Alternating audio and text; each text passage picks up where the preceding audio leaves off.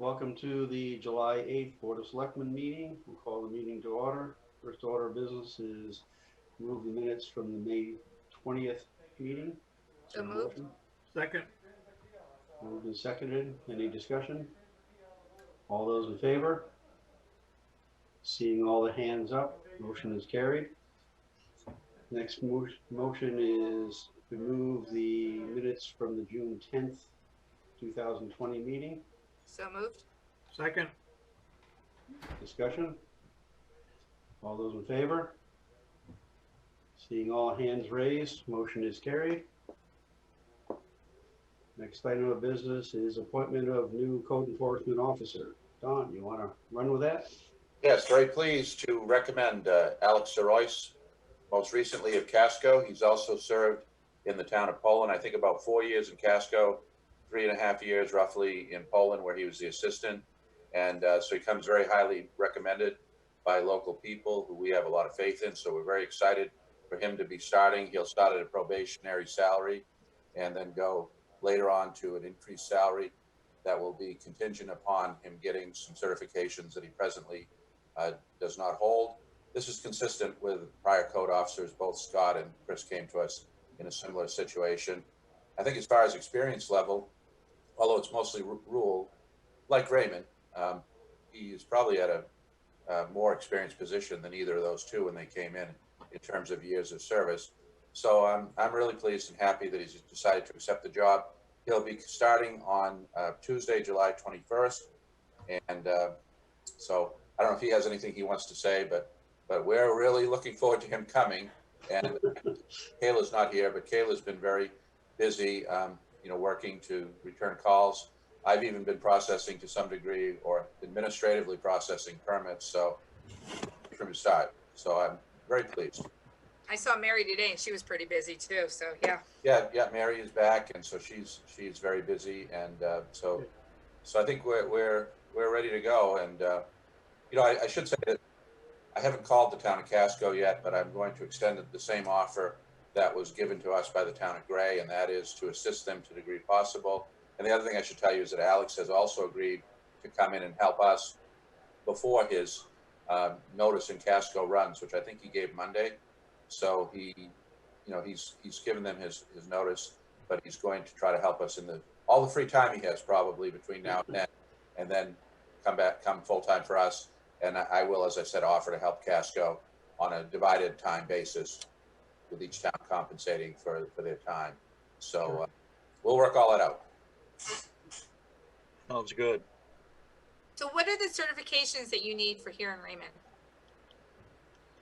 So basically it comes down to Casco, because of the size of the town population wise, we don't need to be a Mubec town. So we don't have a building code. We don't have the IRC, IBC code set. And when I was in Poland before, that wasn't an area that I was doing inspections for. It wasn't a duty that I had been given, so it wasn't necessary there either. So I never got those certifications when I started the CEO process. It will be required in Casco probably next year. So it's something I was actually working on obtaining, and it shouldn't be an issue to get that in the next month or two. Actually, I'm hoping. I got to work with the state to make sure I can take the test that quick, because they typically do a couple of test dates per year.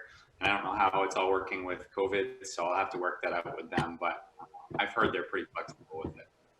Is that something, as far as the test dates go, can we be lenient because of the COVID issues?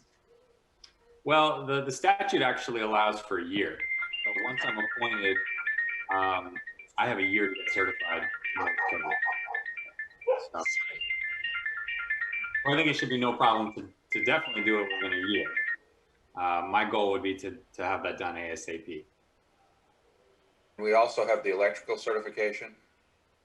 That I need to work with you on a little bit, because I've done some digging and I wasn't able to find anywhere where the actual adopted code is in Raymond. And I did actually speak with Chris last week, and he was under the impression that you guys did adopt an electrical code, but wasn't exactly sure off the top of his head. So we'll have to look at that. If we haven't adopted an electrical code, then we'll just need to work around that. If we have, then we'll figure out a solution. Sue, can you amplify anything related to that, the code adoption? I vaguely remember that a line or two was added to the land use ordinance that had referenced state electrical code, I believe, or something to that effect. So I can go back and look at the town meeting minutes and see what I can find for you. Thank you. So we'll review where you are and what you need. And we are going to be, to answer Teresa's question, we will be, lenient, and obviously there are prescribed timelines in law that we'll be needing to follow. But we've been through this with both Scott and Chris in the past. So we would definitely work with Alex on this. No, it sounds like you're willing to work with it and Yes. where you need to be. Yes.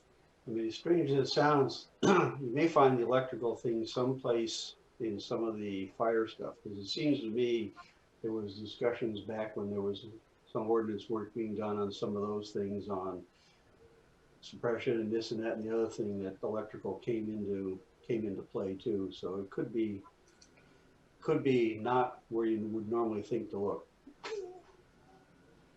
I can't cite where it is, but I can tell you that both Chris and Scott have, indicated to me that it's something that you needed. So we'll research it though. We now charge a fee for electrical expansion, do we not? We do. I know we did add that in. That Okay. did change. So I remember questioning that because I didn't want to The make discussion on that. So, Raymond builder friendly, I think is what it is. okay. So we need a motion. We need Yes, a motion for confirmation. All right, I make a motion to appoint Alex. Is it Sir Royce or Sir Roy? So I say C-Royce, but I accept any C-Royce? pronunciation. What? It's your last name. I say Roy. it the wrong way, at least that's what I've been told. And I guess the easiest way I can describe to people is pronounced the same way as you would say turquoise. Turquoise, C. Royce. Okay, I'm good with that. All right, I make a motion to appoint Alexander C. Royce as the new code enforcement officer. Moved. Moved and seconded. Any discussion? All those in favor? Seeing all positive votes, motion is carried. Welcome aboard and thank you. Welcome. Thank you. Welcome aboard. Thank you. And thank you for the correction on the name. I did my due diligence, and what I got back was Sir Royce from Rita, but C. Royce it'll be. And the appointment papers will be out by the back door tomorrow for signature. Okay. Cool. Okay, next item is quitclaim deeds. Who's All right, handling those? do you want me to read Teresa. it? Ready? All right, I'm gonna make a motion to accept the quitclaim deed for Tim W. Hall, book 34141, page 15, book 35065, page 28, book 359, 199. Moved. Moved and seconded. Any discussion? All those in favor? Seeing positive votes on everyone, the motion is carried. Okay, I make a motion to accept the short form quitclaim deed on an estate of Irwin C. Booley, book 35065, page 6, book 35913, page 20. Second. Moved and seconded. Any discussion? All those in favor? Opposed? None. All positive votes. Motion is carried. Ah, here comes the thunder. Were there any calls in for public comment, Sue? No, there weren't. Selectmen comments? Okay. Town manager report. We are off to a very busy summer, and so I should tell you that. And with the grant, we've been very actively trying to get everything that we committed to the state done. And so you may notice some so-called luxury porta potties. Those have turned out to be quite a unit to manage. We're going to be improving in that regard. I want to give a thank you to Nathan for taking care of them in the early days of their landing. But we're coming up with a long-term plan, hopefully in consultation and conjunction with the town of Naples, which they are in a similar position. If not, we're going to look at a contract op or possibly within the rec department. But so that kind of got jumped on us. But if you've seen them around town, they're there to promote health and sanitation, and they're rather nice. And so we're getting some positive comment on that. I think we're going to take the one from the ballpark though down to the Tasseltop. The ballpark unit is not getting used very much, and Tasseltop can use additional units, and they're easier for us to maintain in Tasseltop. We got a whole range of signage coming, and I'll be sending that out in a day or so. And we're going to offer that up to the Lake Region area, to the town of Wyndham. They have a grant that encompasses 8 towns, and we're part of that grant process. Bill Blood, who's with us, will be doing some videos. We're going to get in touch with him. And so we have there's just a whole bunch of different things we're doing. We're doing outreach to businesses, to camps. We're trying to do everything we can possibly do to mitigate the COVID-19 pandemic and to continue the public education process. And I'm really impressed with everything Kathy Goslin has done and the signage. Yeah. Yeah. So I want to call out to Kathy and Bruce and Nathan and Joe, and it's been a team effort, and Kayla, Kathy Ricker. So, so look, everybody's been involved making this happen. I'm sure I'm leaving people out, but that's the big thing we're pushing right now, is getting that grant implemented. And as far as the town offices going, I also want to call out the town office staff. I think things have gone rather smoothly, and people are, I think the public's been generally good, and the staff has been, very, I think, attentive to people's needs. I've gotten 0 complaints, which is really good, from either side. So I think the citizens are happy and the staff seems reasonably happy. And under the circumstances, it's tough. It's a tough situation. So, we're just trying to do the best we can, go about our business. And I think the great news for the town is, though, that our revenues are on target. And our Tasseltop receipts, as we had learned this morning in our department head meeting, Joe is now projecting that we may meet the original revenue projections, which is quite something given, the pandemic and the slow start and every other thing that's happened. So, so that's all good news. So I think in terms of the town's operations, I'm happy to report we're in good shape. Good. As far as other things, let's see, confirming the date for the next upcoming meeting, that's to be determined as needed, as we have been running for the last few months. The reminder of upcoming election schedule, Tuesday, July 14th, polls open 7 a.m. to 8 p.m. at the gym. There will be social distancing, CDC compliant practices and protocols in place. If Sue wants to comment, I guess she could comment on that, or you could take it on faith that they will be what they need to be. And Well, I think, not going to see a big Don, crowd. I think it would be appropriate for Sue to do that, only because it's another opportunity to have this broadcast, what the protocols are going to be, so people may have some idea what's going to happen when they come in there. So Sue, if you want to just go through what's going to happen from the time you hit the parking lot to the time you leave the parking lot. I had just one other thing, and that is that I'm hopeful, though, that we've had a ton of absentees, that's going to mitigate the turnout. And I'm done. When they first get to the parking lot, they'll go over to the door the same way they have, the door that goes into the top there, then goes down the ramp. But as soon as they go through those doors, it's going to look different, because I'm going to have the letter designations and right there, so that if they're in A to K, they'll be in one line, L to Z, they'll be in the other.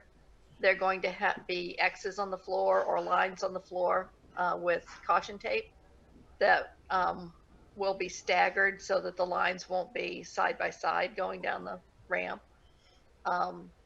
When they get in, there'll be a 2x3 sneeze guard in front of each of the election workers at the lists, and there'll also be one at the registrar's table.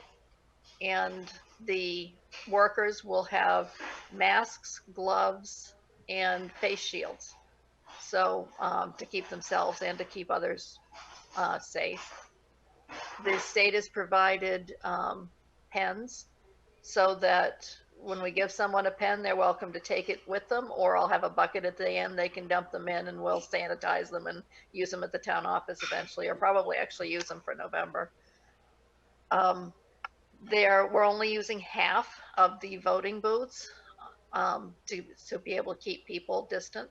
So instead of having 4 people grouped around, there will be one on one side, the 2 on the edges or on the sides will be blocked off, and the one opposite the one being used will also be used. So the 2 people would be facing each other, but when seated, they'll be 6 feet apart. We have a sizable number of ballots this time, and I've been paying attention as people have been voting them at the town office. And on average, it's around 10 minutes to vote all of the ballots. If you're in a party, you're going to get 6 ballots, and 2 of those are double-sided with 34 warrant articles for town meeting. Wow. So it's going to take a while. We're going to have all the booths sit down. There won't be any stand up just because it's taking so long. Another big change is there'll be like a mouse maze for people to go through, or a queue to get to the ballot boxes. Those are going to be located near the door in the far corner. So this election, people won't be able to go in and out the same door. They'll only come down the ramp to come in, and they'll have to go out that back door to leave. And the only exception to that would be anyone that had any difficulties with walking, or in a wheelchair, or some other device. We would make arrangements so that they could go back up the ramp, but we'd have to move people to get them to do that. So it is going to be Post the picture. different, but I don't think significantly different. Really, from the voters' point of view, it will look different, but they'll still get their ballots, they'll still get pens, they'll still go to a booth, they'll still put their ballots themselves into the voting booths. It will take a little longer, though, between the number of ballots, and we can't, the state calls it piggyback on the state election, because one of the races for state senate is a ranked choice voting race. So we will have one machine that the town and school ballots go in, and another machine that the state ballots go in. Why, And with the rules from the state, why does it say post? and with the rules from the state, the ballots no one can come and put ballots in a machine that's not being used until the voter that's there finishes putting all of their ballots in. So someone will have to put in all of their town, all of the state, and then leave, and then the next person can come. So people will need to know that if they are going to vote in person, it may take longer, and they'll need to have some patience.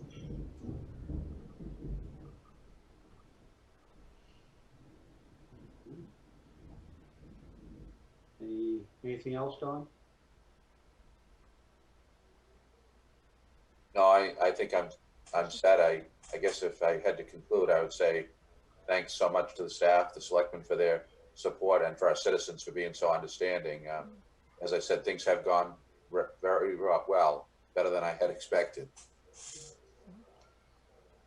One other thing I would add is that the town books were delivered today. You each have one in your box at the town office, but citizens are welcome to come in and get one.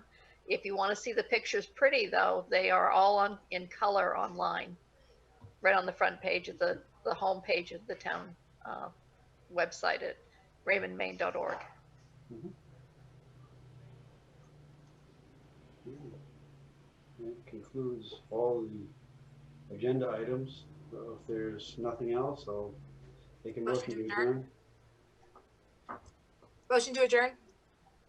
Second. All those in favor? Meeting is adjourned. Thank you. Welcome to your craziness, Alex.